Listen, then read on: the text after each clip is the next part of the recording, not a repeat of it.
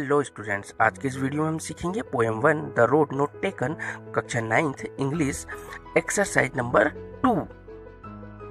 Poem number 1 the road not taken की exercise number 1 हमने पहले की वीडियो में कर चुके हैं। तो आज हम करने जा रहे हैं एक्सरसाइज नंबर 2, जो आपको आपकी बुक में पोएम नंबर 1 में देखने को मिलेगी। यह एक्सरसाइज आपको पेज नंबर 16 में देखने को मिलेगी। इस एक्सरसाइज के प्रश्न के उत्तर आपको अपनी समझ के अनुसार देने हैं, जो कि लॉन्ग आंसर्स हो सकते हैं।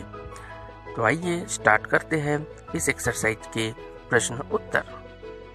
और ये रहा हमारा पहला question, have you ever had to make a difficult choice? क्या आपको कोई डिफिकल्ट चॉइस का सामना करना पड़ा? और do you think you will have difficult choices to make? या डिफिकल्ट चॉइसेस आपको मिली कोई? How will you make the choice, for what reasons? और आपने कैसे चॉइस चुना, मतलब आपने कैसे उस कठिन परिस्थितियों को चुना, फॉर वॉट रीजन्स, और इसका हमें कारण भी बताना है। एंड द आंसर इज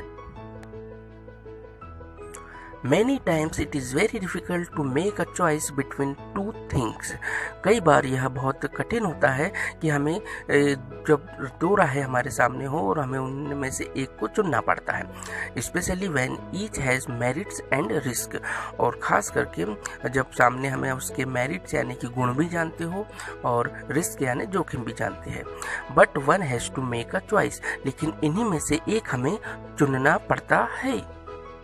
बार हमारे जीवन में ऐसे रास्ते आते हैं कि जिनमें से हमें एक को चुनना पड़ता है।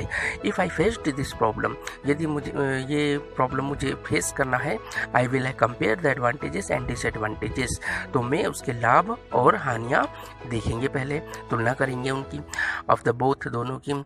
I will consult my parents, और मैं अपने पेरेंट्स की से कंसल्ट भी करेंगे, राय भी लेंगे उनसे। हमारा दूसरा question, after you have made a choice to always think about what might have been, और do you accept the reality? Choice करने के बाद यदि आपको ऐसा लगता है कि शायद मैंने ये चॉइस लेकर गलत किया है, आखिर क्या होता अगर मैं दूसरी चॉइस लेता, या फिर आप रियलिटी को एक्सेप्ट कर लेते। And the answer is, I often thinks about what have happened if I had not made this choice. मैं अक्सर यह सोचता कि क्या होता यदि मैं यह चॉइस नहीं बनाता, but there is no going back, लेकिन अब यहाँ से वापस जाना बिल्कुल भी पॉसिबल नहीं है। So I have to accept the reality, और इसलिए मुझे यहाँ वास्तविकता को स्वीकार कर लेना पड़ता।